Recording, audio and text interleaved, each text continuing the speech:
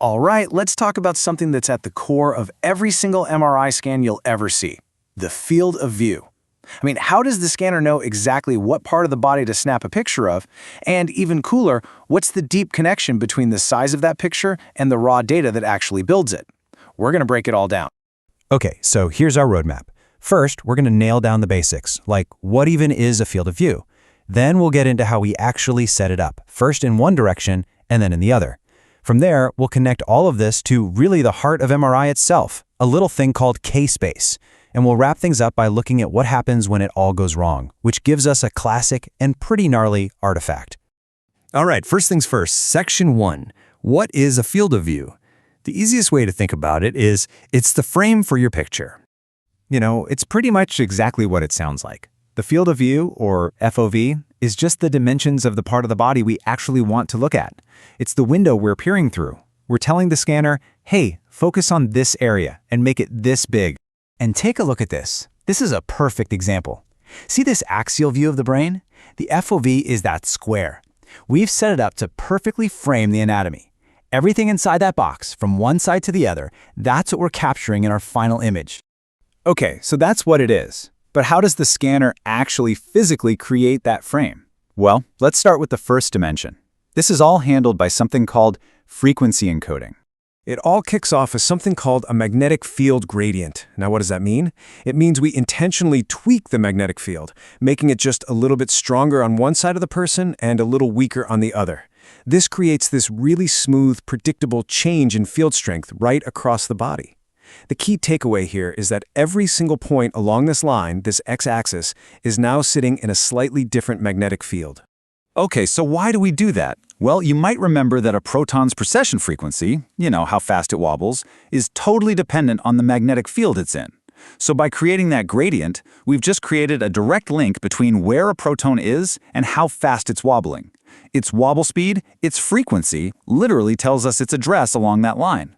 It's exactly like every little slice of the body is broadcasting on its own unique radio station. And just like with a radio, we have to decide which stations we're going to listen to.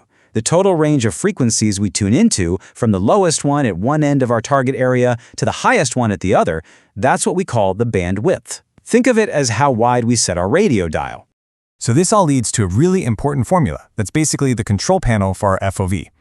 The size of our field of view is just the bandwidth we're listening to divided by the strength or steepness of that gradient we applied. This is awesome because it gives us two main levers we can pull. If you want a smaller, more zoomed-in view, you can do one of two things. Either crank up the gradient to make it much steeper, or just listen to a narrower range of frequencies. Okay, so that's the physics, but this is where it gets really cool. How does the scanner take all that information about frequencies and gradients and turn it into the raw data that becomes our image? Well, that brings us to Section 3, the K-space connection. And trust me, K-space is basically the secret blueprint for every MRI image. The answer to that question is a concept that is absolutely central to MRI. It's called K-space. The best way to think of it is as a grid or a matrix of raw data. It's not the final picture, but it's the blueprint that contains all the ingredients, all the spatial frequency information that we need to build that final picture.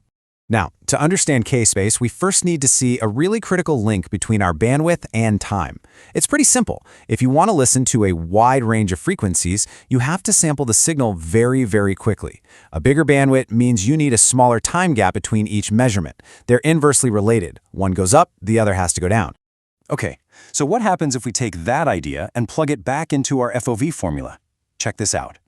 We can now describe our field of view using the two things the scanner actually has direct control over: how strong the gradient is and how fast it samples the data. This is huge. And if we just do a little bit of algebraic shuffling with that equation, we land on what might be the single most important, most fundamental relationship in all of MRI. Look at this. The spacing between our data points in K-space, we call that delta K, is simply 1 over our field of view. It's the inverse. This right here, this is the master rule that connects the raw data to the final image size. Let me say that again because it's so important. The spacing of your samples in that K-space blueprint directly determines the size of your final image. So imagine you're drawing that blueprint. If you take bigger steps between the points you're plotting, that's a larger delta K, you're going to end up with a smaller building, or in our case, a smaller field of view. Okay, awesome. So that's one dimension, the frequency encoding direction, totally sorted. But our images are two-dimensional, right? So how does this incredibly powerful case-based rule apply to that second dimension? Well, that's where phase encoding comes in. And this is the really beautiful part. The exact same principle holds true. The field of view in our second dimension, the y direction, is simply the inverse of our step size in the y direction of K-space. The physics is just perfectly elegant and symmetrical. But there is one key difference, and it's in how we control that step size. So the principle is identical for both axes. K-space step size determines the FOV, but the mechanism is different. For the frequency axis, that step size is all about the readout gradient and how fast we sample. For the phase axis, though, it's determined by the incremental change in the gradient strength between each and every step. Okay, so this isn't just a bunch of abstract math and physics. Understanding this relationship is absolutely critical for getting good images in the real world. And that brings us to our final section. What happens when your FOV goes wrong? We're talking about the dreaded aliasing artifact. So, what does happen if we break the rules? Let's say you tell the scanner you want a 20-centimeter field of view, but the object you're scanning, say a patient's head, is actually 30 centimeters wide. What happens then? You get this. On the left, you see a nice, clean image where the FOV was set correctly. But on the right, that's our problem. That's an artifact called aliasing, or sometimes wraparound. Look closely. The parts of the head that were outside our little 20-centimeter window didn't just vanish. No, they've been folded or aliased right back into the opposite side of the image, completely messing it up. So why on earth does this happen? Well, it all circles back to that master rule about K-space and a really fundamental concept in all of signal processing called the Nyquist sampling theorem. Just remember, a small FOV forces you to take large steps in K-space, a big delta K.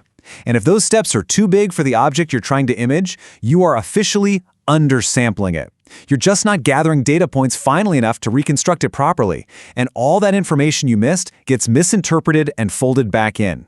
Okay, let's wrap this up with the key takeaways. The field of view is our image frame, right? And we control it with physical things like gradients and bandwidth. But what we've really learned today is the deeper truth, that the FOV is fundamentally, mathematically, the inverse of our sampling step in K-space. And if you get that relationship wrong, if you set your field of view smaller than your object, you violate the rules of sampling, and you get that nasty wraparound artifact every time. And that leaves us with a really interesting puzzle to think about. If our field of view has to be big enough to cover the whole object to avoid that wraparound artifact, then how do we ever do high-resolution zoomed-in imaging of a tiny little thing, like a pituitary gland? Do we really have to waste all that time imaging the entire head just to see one small part clearly? How do we balance those two needs? That is a fantastic question, and maybe a topic for another day.